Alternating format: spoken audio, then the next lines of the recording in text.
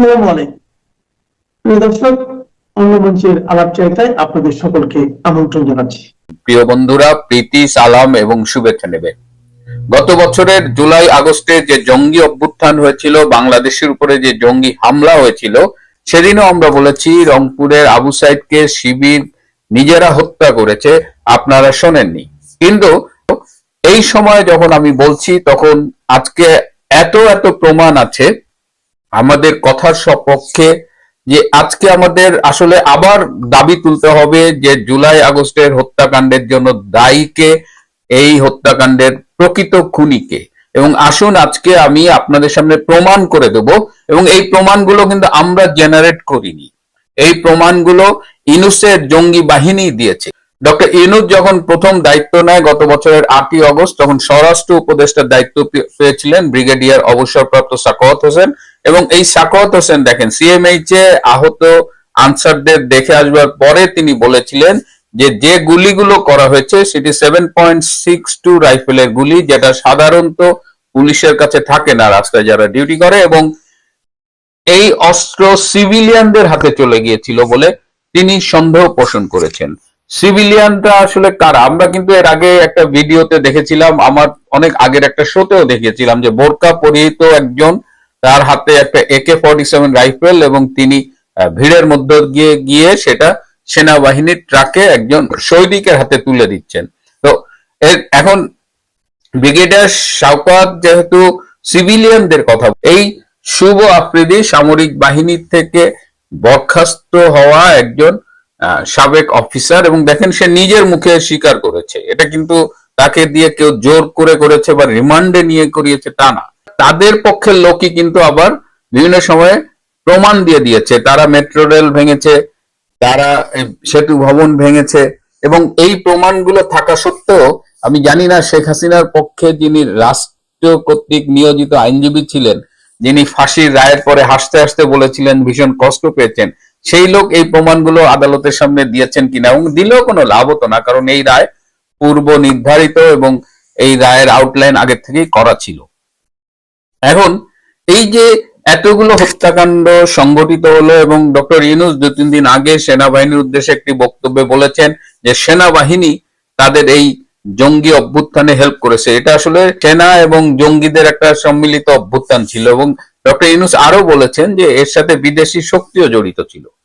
আমরা বলি যে ডক্টর ইউনূস এর আগে তিনি মাহফুজ নামের একটা বাচ্চা ছেলেকে নিউ ইয়র্কে বলেছেন মাস্টার মাইন্ড, কিন্তু ডক্টর ইউনূস নিজে মাস্টার মাইন্ড ছিলেন। এবং ডক্টর ইউনূস এই যে বিদেশে বসে দেশ বিরোধী ষড়যন্ত্র, শেখ হাসিনা বিরোধী ষড়যন্ত্র, সেখানে ফান্ডিং করেছেন। আগস্টের 5 তারিখের আগে তিনি প্যারিসে ছিলেন, তখনও তিনি ফোনে অনেকের সাথে যোগাযোগ করেছেন।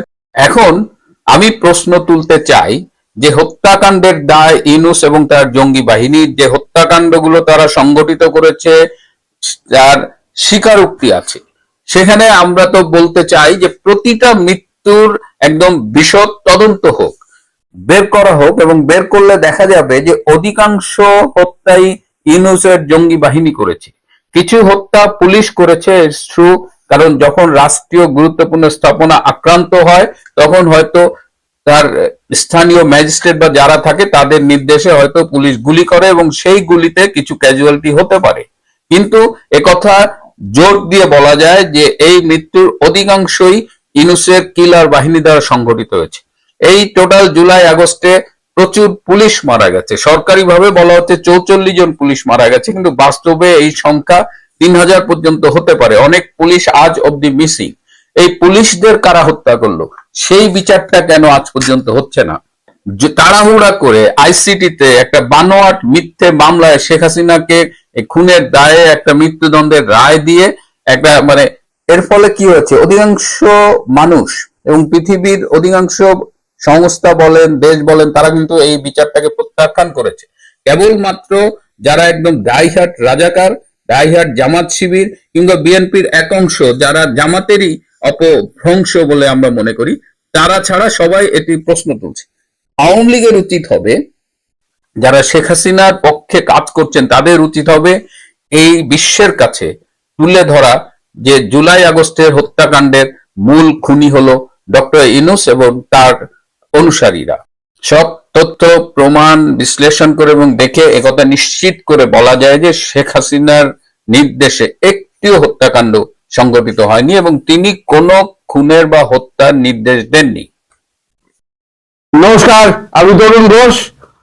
বাংলাদেশ ইস্যুতে মালিক, বুঝতেই পারছেন, মালিক কিছুটা নীতি পরিবর্তন ঘটিয়েছেন। শরৎচন্দ্র চট্টোপাধ্যায় একটা বই লিখেছেন, রামের সুমতি।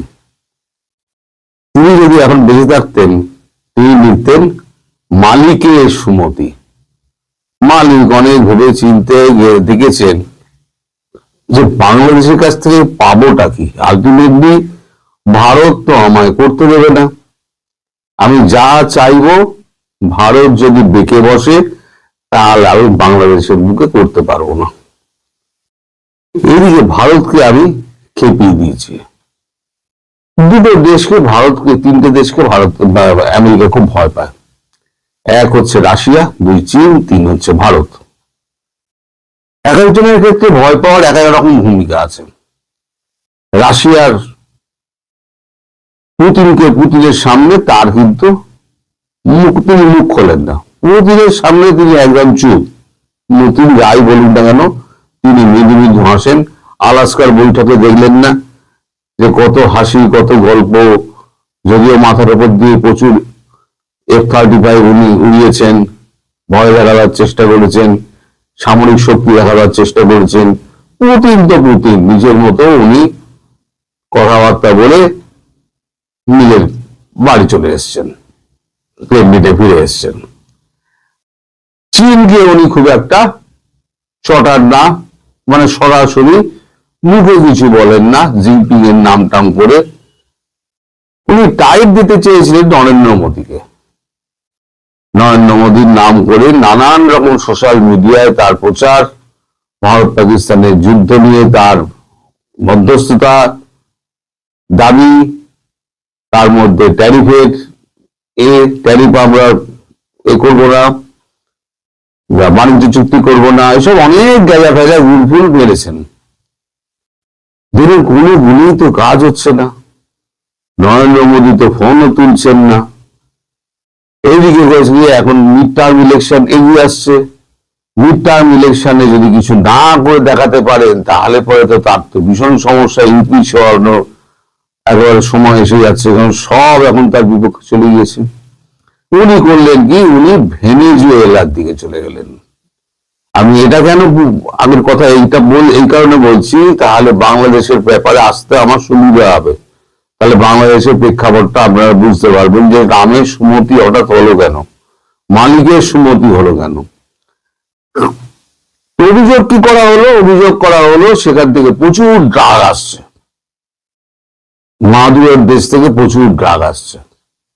একেবারে রাতারাতি গিয়ে মাদুরকে বল দেওয়া করে নিয়ে চলে এলেন সস্ত্রীক। আজ পর্যন্ত তারপরে ভেনেজুয়েলা থেকে ড্রাগের কোনো গল্প শুনেছেন? শুধু তেলের গল্প শোনা হয়, এত তেল আমরা নেব, এত তেল বেচবো। ড্রাগের কোনো গল্প কিন্তু সেখানে নেই। এখন তিনি ধরেছেন গ্রিনল্যান্ড, বাঘের মুখে রক্ত পড়ে গেছে, বলেছি বাঘ রক্তের স্বাদ পেয়ে গেছে। এখন ধরেছেন গ্রিনল্যান্ড। এখন গ্রিনল্যান্ড উনি বলেছেন আমি দখল করব, জোরপূর্বক দখল করব। এখন এই নিয়ে ন্যাটোর মধ্যে গন্ডগোল লেগে গিয়েছে। 32টা দেশের মধ্যে আগে তো ব্রেক্সিট করে বেরিয়ে গিয়েছে যুক্তরাজ্য, মানে ব্রিটেন আগে বেরিয়ে গেছে ব্রেক্সিট করে, রইল পরে 31। সেখান থেকে 31 নম্বর, প্রথম নম্বর ব্যক্তি যিনি করেছিলেন সেই ট্রাম্প বাবু, তিনি যদি মালিক যদি এখন উল্টো এখন গাইতে শুরু করেন তাহলে রইল কোথায়? 32-এর জায়গায় দুটো চলে গেল, রইল গিয়ে 30। এই 30টা ইউরোপিয়ান দেশ এখন নিজেদের মধ্যে বিপদের আশঙ্কা করছে। তারাও একেবারে সম্মিলিত ভাবে বলেছে আমরা নেদারল্যান্ডের পাশে দাঁড়াবো। এবার নেদারল্যান্ডে সৈন্য সমাবেশ হচ্ছে, ফ্রান্স ওখানে সৈন্য পাঠিয়ে দিয়েছে। একেবারে যুদ্ধের রণরঙ্গা বেজে গেছে। এই যুদ্ধ হচ্ছে অশুভ যুদ্ধ হবে সেটা জানা কথা, কিন্তু একটা ঘোর পেকে গেল, এই যে একটা ন্যাটো বাহিনী, এই ন্যাটো বাহিনী আদৌ টিকবে কিনা, কারণ একটা বৃহৎ অংশ দিত আমেরিকা। আমাদের মালিকের বক্তব্য হচ্ছে যে ওরা রক্ষা করবে, ন্যাটো রক্ষা করবে ইউরোপ। তাহলে আমেরিকা এত পয়সা দেবে কেন? কারণ আমেরিকার নিজস্ব শক্তি যথেষ্ট, সে পৃথিবীর নাম্বার ওয়ান শক্তিধর দেশ, তার মিলিটারি শক্তি, তার বাজেটের $1.5 ট্রিলিয়ন তার বাজেটের ডিফেন্সে খরচা হয়। সে কেন এখানে নাক গলাতে যাবে? তোমাদের ব্যাপার তোমরা বুঝে দাও, তোমরা ন্যাটোকে পোষো, তোমাদের পয়সা দিয়ে পোষো, আমি এর মধ্যে যাব না। এই নিয়ে লেগে গেছে ন্যাটোর সঙ্গে ঝামেলা, একই সঙ্গে গ্রিনল্যান্ড নিয়ে লেগে গেছে ইউরোপিয়ান কান্ট্রিগুলোর ঝামেলা। এখন এই অবস্থায় ইউরোপিয়ান কান্ট্রিগুলোতে একা হয়ে গেছে, তারা সব দলে দলে এবার ভারতের সঙ্গে যোগাযোগ করতে শুরু করেছে। ইটালির প্রাইম মিনিস্টার মিলোনি বলেছেন যে আমাদের ফ্রান্সের প্রেসিডেন্ট ইমানুয়েল ম্যাক্রো, তার পদাঙ্ক অনুসরণ করতে হবে। তিনি যেরকম ভাবে ভারতের সঙ্গে চুক্তিবদ্ধ হয়েছেন, আমাদেরও ভারতের সঙ্গে চুক্তিবদ্ধ হতে হবে। এই করে 21টা দেশের রাষ্ট্রনেতারা সম্মিলিতভাবে আগামী সপ্তাহে হয়তো ভারতবর্ষের দিকে আসবেন মোদির সঙ্গে দেখা করতে, এবং মোদিজির সঙ্গে তারা ট্রেড ডিলটি যা করা জার্মানিতে করে নিয়েছে, ব্রিটেন করে নিয়েছে, ফ্রান্সও করে নিয়েছে, বাকি যারা রয়েছে তারা সমস্ত এসে ট্রেড ডিল ফিল করে নিজের সামনে নেবে এবং তারা ভারতবর্ষের সঙ্গে যোগ দেবে। এর মধ্যে হয়েছে কি, জয়শঙ্কর বলে দিয়েছেন যে আমরা ব্রিক্স গঠন করব।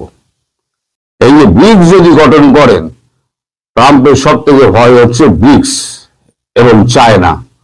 এই ব্রিক্সের মধ্যে চায়না এবং ভারত হচ্ছে মানে আপনার উদীয়মান শক্তি, চায়না হচ্ছে একটা বৃহৎ শক্তি, এবং রাশিয়া মিলিটারিলি রাশিয়ার শক্তিধর দেশ।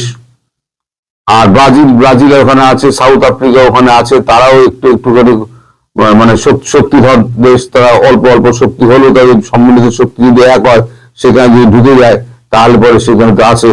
এর মধ্যে আবার ইরানে উনি পাগলি দিয়েছেন, মানে ওনাকে কিছু করে দেখাতে হবে। ইরানে এখন তো এই যে চুপ করে আছে না, তার মানে এই নয় যে আপনি ভাবছেন যে ইরানে কিছু করবে না, তা না। ট্রাম্প এখন মিষ্টি কথা বলছেন, আসলে যখন ইরানের বিক্ষোভটা পিকে যখন উঠবে না, তখন দেখবেন বুটস অন গ্রাউন্ড করবে। আর বুটস অন গ্রাউন্ড কাকে দিয়ে করাবে? পাকিস্তানকে দিয়ে করাবে, দেখে নেবেন। আমি বহুদিন আগে বলেছিলাম, ইরানের পিঠে যদি কেউ ছুরি মারে তাহলে সেটা হবে পাকিস্তান। দেখবেন পাকিস্তান কিরকম পেছনে ছুরি মারে। আর ট্রাম্প শিয়া সুন্নি কার্ডটা খুব ভালো মতো খেলে দিয়েছে। ইরান হচ্ছে শিয়া আর পাকিস্তান হচ্ছে সুন্নি, শিয়া সুন্নি কার্ডটা একদম গুছিয়ে খেলে দিয়েছেন। তাহলে রয়ে গেল এখন ভারত। তাহলে ভারত এই পাকিস্তানের মতো একটা ছোট, বাংলাদেশের মতো একটা ছোট রাষ্ট্রকে নিয়ে, আমি ভারতের মতো বৃহৎ রাষ্ট্রের সঙ্গে আমি কেন মানে বাগম্বরিতা করে আমি কেন সম্পর্ক নষ্ট করব? আমি বড় ভুলভাল বলেছি, অনেক উল্টো পাল্টা মন্তব্য করেছি ট্রাম্প এই সম্পর্কে, মোদী সম্পর্কে। আর তো এটা দিয়ে বরদাস্ত করছেন না নরেন্দ্র মোদী কোনো জবাব দিচ্ছেন না, তার মানে উনি আমার উপরে ক্ষেপে আছেন, উনি কোনো কথা বলছেন না। তার ফলে উনি এখন নীতি বদলেছেন। মানে আমি কলম্বিয়াতে, ভেনেজুয়েলায় আমি করে দেখিয়েছি, ইরানে আমি তক্তাপালট করব, এবং আমি বাংলাদেশে যেটা বাইডেন সরকার করে গেছিল, আমি সেটাকে তার উল্টো করে আমি আবার একটা সুস্থির সরকার দেশ করে দেব। এটা হচ্ছে এখন ট্রাম্পের নীতি, ঘোষিত নীতি। সেটা কয়েকটা কাগজে বেরিয়েছে, আমার ওয়াশিংটন পোস্টে বেরিয়েছে, তারপর ওয়াশিংটন টাইমসে বেরিয়েছে, তারপর নিউ ইয়র্ক টাইমসে বেরিয়েছে, একটা ফেসবুক একটা প্রেস কনফারেন্স করেছে। ল্যাভিটো বলেছেন, ওনার জন্য মুখপাত্র ল্যাভিটো বলেছেন যে বাংলাদেশ সম্পর্কে তিনি একটু অন্যরকম ভাবছেন। এখন অন্যরকম ভাবা কি, একই ঢিলে দুই পাখি মারবে। যদি বাংলাদেশকে, যদি ইউনুসকে যদি হটিয়ে দিতে পারে এবং একটা স্বচ্ছ সরকার যদি ওখানে গঠন হয়, দেশ যদি শান্ত হয়, শেখ হাসিনাকে যদি ফিরিয়ে দেওয়া যায়, তাহলে ভারতকে একটা নীল সিগন্যাল দেওয়া যাবে যে ভাই ভারত, তোমার সঙ্গে কিন্তু আমার সম্পর্ক কিন্তু আমি ঠিক করার পথে, মোদিজি আমার সঙ্গে কথাবার্তা শুরু করুন। তারপরে এটা যদি হয়ে যায়, তাহলে দেখবেন যে একেবারে ভারত আর মার্কিন যুক্তরাষ্ট্রের একেবারে পূর্বের যে আপনার ছিল, মানে সম্পর্ক ছিল, সেই সম্পর্ক আবার পুনরায় বহাল হয়ে যাবে। তবে ল্যাভিড এবং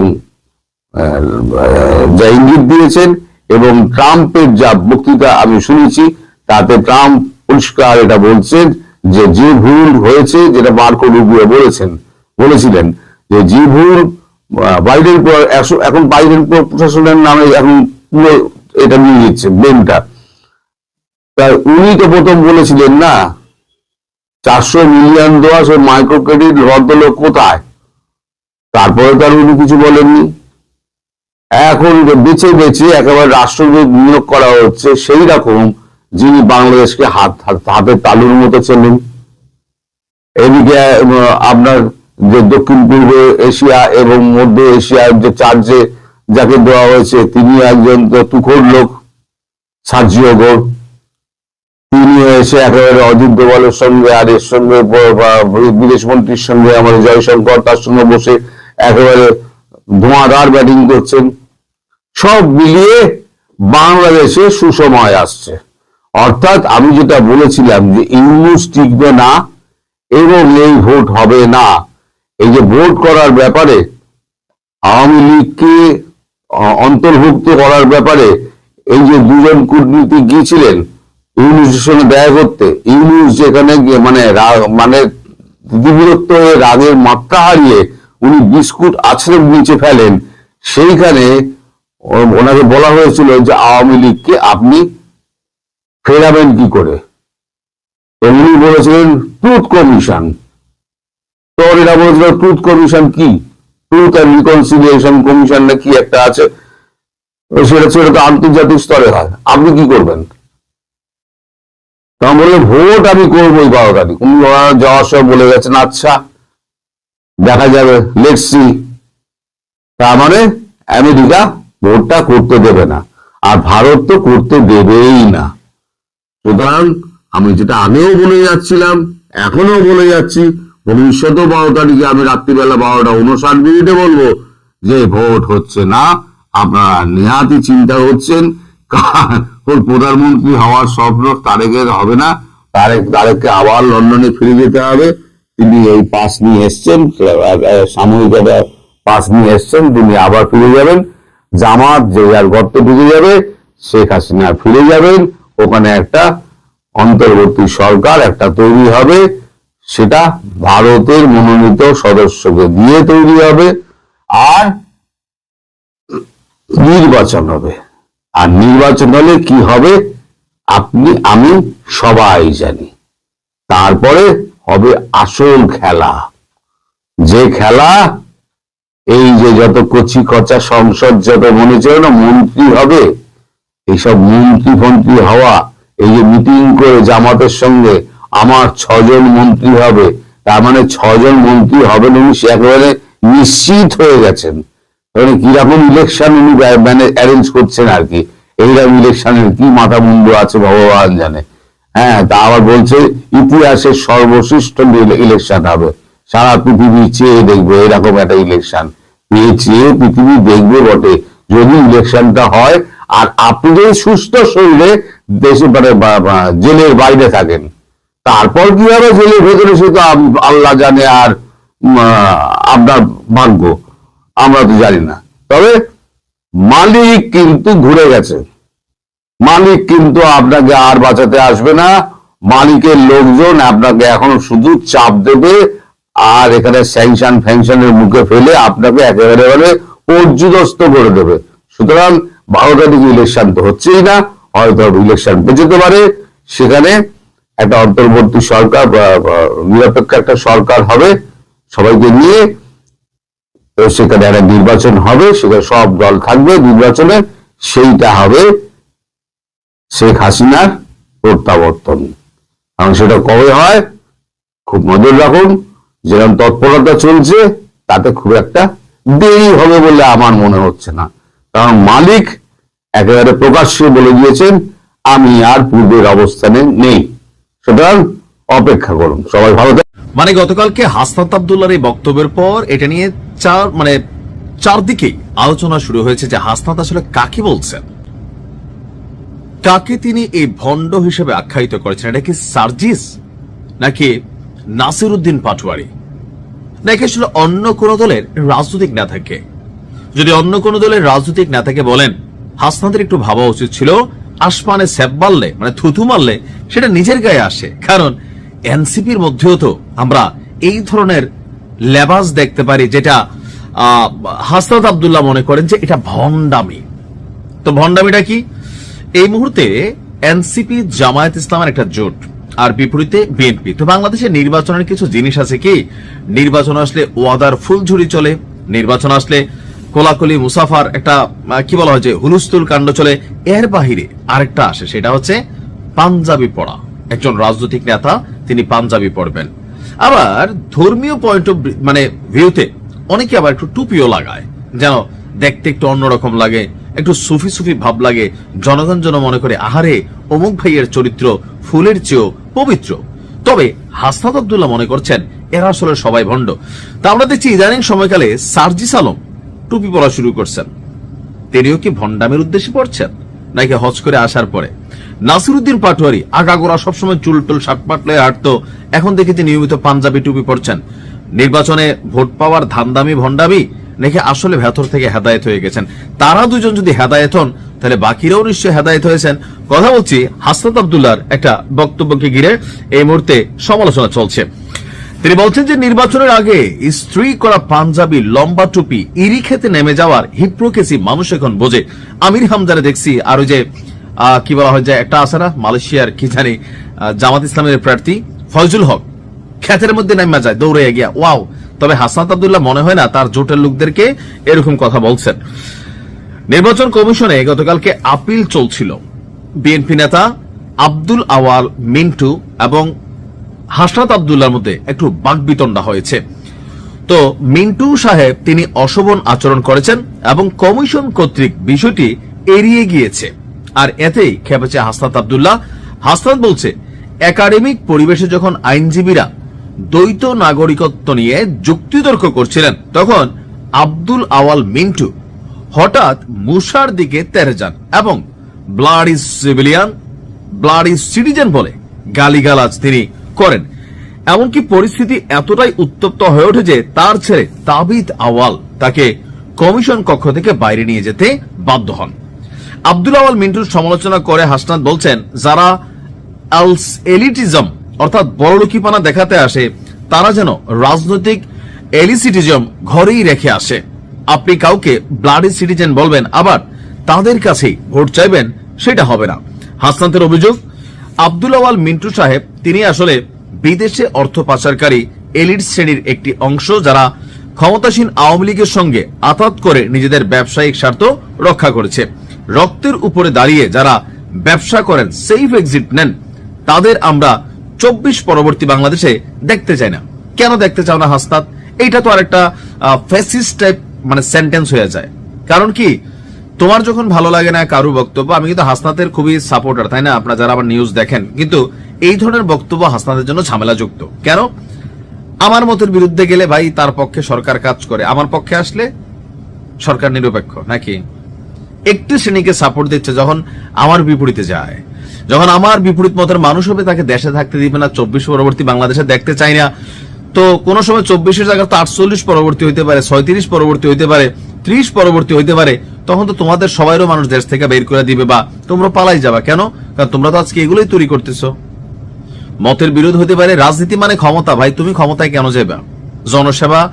এখন পর্যন্ত আমি একটু আশা রাখি তাসনিম যারা এবং তোমার প্রতি, তোমার এই এনসিপি টিমের বাকির কারোর প্রতি আমরা ক্ষমতা, জনসেবা এগুলো দেখি না, বা আইডিয়া মানুষ প্রকাশ্যে বলে না ভয়ে, কিন্তু এগুলোই তো বাস্তবতা, তাই না? রাজনৈতিক নেতারা রাজনীতি করবে, ক্ষমতার জন্য মারামারি করবে, কামড়াকামড়ি করবে, কিন্তু পাঞ্জাবি টুপি, তারপর হচ্ছে যে এই লম্বা লম্বা ড্রেস রাখা ভণ্ডামি, এখন এই কথাগুলো আসলে কারো বোঝানো হয়েছে, হাসনাতের আসলে ভালো জানে। আমি মনে করি এটা ক্লিয়ার ব্যাখ্যা দেখ, নয়তো কেউ কেউ ভাবছেন সার্জিস এবং নাসিরউদ্দিন পাটোয়ারিকে মুখোশ খুলে দিছে। কেউ ভাবতেছেন বিএনপিতে অনেক নেতা আছেন পাঞ্জাবি পরেন, টুপি পরেন না, তবে টুপি পাঞ্জাবি পরেন এমন এক নেতা জামাতেও আছেন। মানে অনেক কিছুই ভাই। আশা করি হাসান বিষয়টা ক্লিয়ার করবে। ভালো থাকুন। আওয়ামী লীগের পক্ষ থেকে আমেরিকা প্রশাসনের সঙ্গে একটা যোগাযোগ রাখার একটা উদ্যোগ নেওয়া হয়েছে, এবং সেই উদ্যোগটা কতটা সফল হয়েছে, কি হচ্ছে বা হবে কি হবে না সেটা ভবিষ্যৎ বলবে। কিন্তু যেটা মূল বিষয়টা, বাংলাদেশের এই আসন্ন নির্বাচনে আওয়ামী লীগের মতো একটা বৃহত্তম দলকে একেবারে বাদ দিয়ে নির্বাচনটা শেষ পর্যন্ত, বিএনপিও বাদ ছিল, এটা ঘটনা, কিন্তু বিএনপি তো আওয়ামী লীগের মতো বড় দল নয়, কিন্তু সেই দলটি বাদ থাকা অবস্থায় একটা নির্বাচন হলে কতটা আমেরিকার গায়ে আবার কলঙ্কের দাগ না লেগে যায়। ফলে আমেরিকারও একটা কিন্তু চাপ আছে, চাইছে একটা কোন রকম, আমার যতদূর ধারণা, আমি বলতে পারবো না যে স্যার ডিয়েগো এখন এই বিষয়ে আলোচনা করেছেন কিছু, কিন্তু আমি যেটা জানি আওয়ামী লীগের পক্ষ থেকে তারা আমেরিকা প্রশাসনের সঙ্গে ইতিমধ্যেই যোগাযোগ করেছেন, যোগাযোগ করছেন, যাতে কোনোভাবে নির্বাচনটাকে গ্রহণযোগ্য করা যায়। গ্রহণযোগ্য করার অর্থ একটাই, সেটা হচ্ছে আজকে অন্তত পররাষ্ট্রমন্ত্রী, সাবেক পররাষ্ট্রমন্ত্রী হাসান মাহমুদ যা বলেছেন সেটা হচ্ছে ইউনূসের পদত্যাগ, ইউনূসের পরিবর্তে একটা নতুন কেয়ারটেকার সরকার, তার অধীনে নির্বাচন হলে আওয়ামী লীগের পক্ষে, কারণ বর্তমান ইউনূস সরকার লেভেল প্লেইং ফিল্ড দেবে না। ফলে এই বিষয়টা নিয়ে আমেরিকা সিদ্ধান্ত নিচ্ছে কি নিচ্ছে না, এটা এখন বলবো আমি জল্পনা স্তরে আছে। ফলে একটা আলোচনা হচ্ছে না, আপনি সঠিক প্রশ্ন করেছেন, এবং আমার ধারণা একটা আলোচনা কোথাও একটা নিশ্চিতভাবে চলছে। কিন্তু আমেরিকার কাছে একটা প্রশ্ন আসছে, যে প্রশ্নটা আমেরিকাকে শুনতে হবে ভবিষ্যতে, যে আওয়ামী লীগ ব্যতীত একটা নির্বাচনকে তারা যে অনুমোদন দিলেন, সেই অনুমোদনটা কতটা বিশ্বের কাছে গ্রহণযোগ্য হতে পারে। এই বিষয়টা একটা আমেরিকার উপরও, ট্রাম্পেরও তার নিজের দেশের কনস্টিটিউয়েন্সিতে এই প্রশ্ন উঠতে পারে আর কি। ফলে এটা ট্রাম্পের পক্ষে কতটা সুখকর হবে, বাংলাদেশে একতরফা একটা নির্বাচন, যে নির্বাচনে আওয়ামী লীগ থাকবে না, সেটা আমেরিকার, ট্রাম্প হয়তো সেটা অনুমোদন দিলেন, বিএনপি বা জামায়াত তারা ক্ষমতায় এলেন, কিন্তু ট্রাম্প কি তার নিজের দেশের মানুষকে বোঝাতে পারবেন এটা কেন দরকার ছিল? আমি জানি না। তিনি এখনো কোনো বাংলাদেশের নির্বাচন নিয়ে কোনো কমেন্ট করেননি প্রকাশ্যে, এমনকি আওয়ামী লীগের বিরুদ্ধেও কমেন্ট করেন। নির্বাচনে আসার আগে বরং তিনি কমেন্ট করেছিলেন যে বাংলাদেশে হিন্দুদের উপর অত্যাচার হচ্ছে, সেটা বিবৃতি দিয়েছে, আর ইলেকশনের একটা অন্যতম প্ল্যান ছিল যেটা। তাহলে সেই হিন্দুদের উপর অত্যাচারের ঘটনা যখন ট্রাম্প বলেছিলেন, সেটা অনেকাংশে ভারতকে সন্তুষ্ট করা, একই সঙ্গে আওয়ামী লীগকেও সন্তুষ্ট করা বলেই আমার মনে হয়। এখন যদি ট্রাম্প কোন নতুন সিদ্ধান্ত নিয়ে থাকেন সেটা আমার কাছে জানা নেই, তবে আমেরিকা একটা খুবই মরিয়া হয়ে একটা মধ্যস্থতা করার চেষ্টায় আছে, এই বিষয়ে কোনো সন্দেহ নেই। কারণ সার্জি গোর তিনি কেবলমাত্র ভারতের রাষ্ট্রদূত নন, তিনি দক্ষিণ এশিয়া এবং মধ্য এশিয়া তারও দায়িত্ব। তাহলে বাংলাদেশে যিনি আমেরিকান রাষ্ট্রদূত আছেন তারও প্রায় প্র্যাকটিক্যালি বস বলা যেতে পারে সার্জি গোর।